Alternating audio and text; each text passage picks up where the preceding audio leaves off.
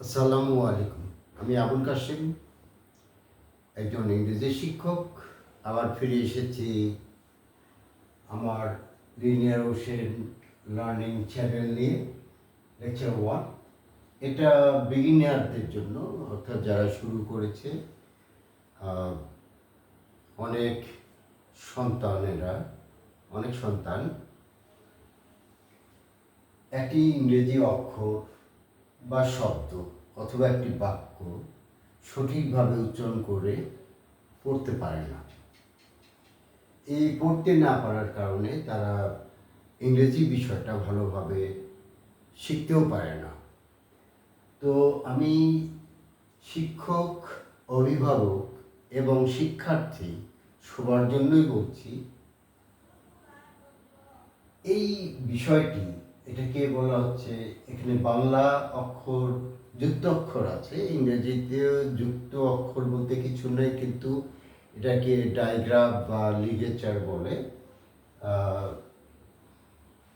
তো সেভাবে যদি আমরা জানি যুক্ত অক্ষরগুলো, একটা কনসোনেন্টের পরে আরেকটা কনসোনেন্ট আসলে কি উচ্চারণ হবে, এটা শিক্ষার্থীরা পারে না, বিশেষ করে যারা বিগিনার্স। তো এখানে আমার ছোট্ট একটি প্রয়াস, আমি ধারাবাহিকভাবে, আমার এখানে এ থেকে সি পর্যন্ত দেওয়া আছে এই লেকচারে। পরবর্তী 1, 2, 3, 4 এভাবে ধারাবাহিকভাবে আমি বলে যাব। এখন দেখুন, এখানে এ, বড় হাতের এ, ছোট হাতের এ, এতে কি হয়? অ হয়। যেমন আমাদের বাংলাদেশে একটা জেলার নাম আছে বরিশাল। এই যে বি এ, উচ্চারণটা কি হচ্ছে? ব। বনানী, ঢাকায় একটি এলাকার নাম, অভিজাত এলাকা বনানী। বি এ, ব। এখানে আবার কি হয়ে যাচ্ছে? আ হয়ে যাচ্ছে না। এতে আবার কি হয়? আ হয়। যেমন বানানা, এখানে যতগুলো আছে, এ আছে, সবগুলোর উচ্চারণ কি হচ্ছে? আ। বাবর, সম্রাট বাবরের কথা জানি, আবার পাকিস্তানি ক্রিকেটার বাবর আজমের কথা জানি। বি এ, বা। এখানে আবার কি আসছে? অ, বাবর। এতে অ্যা হয়, যেমন র্যাট, ক্যাট, স্যাট, হ্যাট, ড্যাট, এটসেট্রা। এরপরে যদি ইউ আসে, এটা অবশ্যই অ উচ্চারণ হবে। যেমন অস্ট্রেলিয়া, অস্ট্রিয়া। অস্ট্রিয়া একটা ইউরোপিয়ান কান্ট্রি। এরপরে আসি বিতে। বি, বড় হাতের, ছোট হাতের বি। বিতে কি হয়? ব। Bat, ball. Bike, boat, etcetera.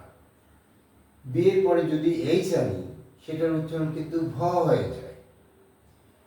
যেমন ভুটান, BHU, ভু, ভুটান একটা আমাদের প্রতিবেশী দেশ। বিএতে বয়লয়, যেমন ব্লক, ব্লাড, ব্লাইন্ড ইত্যাদি। ব্লক কি? ব্লক হলো আটকে দেওয়া। বিয়ের পরে যদি আসে, সেটা হয় বয়রফলা। যেমন ব্রুক, ছোট্ট একটা ছোট নদীর নাম ব্রুক। ছোট নদীকে ব্রুক বলে। ব্রেইন, আমাদের মস্তিষ্ককে ব্রেইন বলি আমরা। এরপরে আসি সিতে। সি, বড় হাতের, ছোট হাতের সি, একই রকম তার আকৃতি বা চেহারা। সিতে ক হয়, যেমন ক্যাট, খ্যান, কাঠ, কোকোনাট। সিতে আবার কি হয়? দন্তাস্য। এখন দেখছি আমরা সি এর পরে শব্দের শুরুতে সি এর পরে এ আসলে কি হয়? ক হয়। সি এর পরে ইউ আসলে ক হয়। সি এর পরে ও আসলে ক হয়। ক্যাট, খ্যান, কাঠ, কোকোনাট। আবার সিতে কি হয়? দন্তাস্য। যেমন সিটি, সি এর পরে আই আসলে শব্দের শুরুতে কি হবে? স হবে। সেন্টার, ই আসলেও কি হবে? সেটা স। সেন্টার, কেন্দ্র। সি এর পরে যদি এইচ নিয়ে আসি, প্রথমে যেটা পাই সি এইচ, এরপরে ই আসলে ক হয়ে যায়। যেমন কেমিস্ট্রি একটি বিষয়ের নাম, রসায়ন বিদ্যা যেটাকে বলে। কোরাস দলীয় সঙ্গীত, সি এইচ এর পরে ও আসলে ক হয়, কোরাস দলীয় সঙ্গীত। সি এইচ তে আবার কি হয়, চ। সি এইচ এর পরে যদি আই আসে শব্দের শুরুতে, চ উচ্চারণ হয়। এখানে আমরা C H I N A, China, একটি দেশের নাম। চ্যানেল, এটা আমার একটা channel, linear ocean learning channel. Chuck, throw, ছুঁড়ে ফেলা, চাক।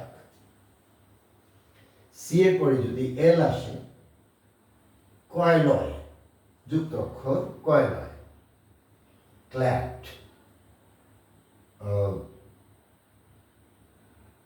কি করে, জড়াজড়ি করে থাকা। ক্লাউড, মেঘ। সি এর পরে আর আসলে কয়র ফলা হচ্ছে, ক্রাউড, ভিড়, জনতা। ক্র্যাক, ফাটল। সি এর পরে জেট আসলে সেটা জ উচ্চারণ হয়, জার। এটা এম্পায়ার, যার অর্থ এম্পায়ার আর কিং আর ক্যাপ্টেন। আজকে এই পর্যন্তই, আসবো আগামীকাল আবার আপনাদের সামনে। এরপরে আমি সি ডি নিয়ে আলোচনা করব, ডি থেকে ধারাবাহিকভাবে আমি এগিয়ে যাব। সন্তানেরা মানে শিক্ষার্থীরা, ছোট ছোট বাচ্চারা যদি এই বিষয়টা আয়ত্ত করে, আশা রাখছি তাদের ইংরেজি পড়তে এবং শিখতে কোনো সমস্যা হবে না।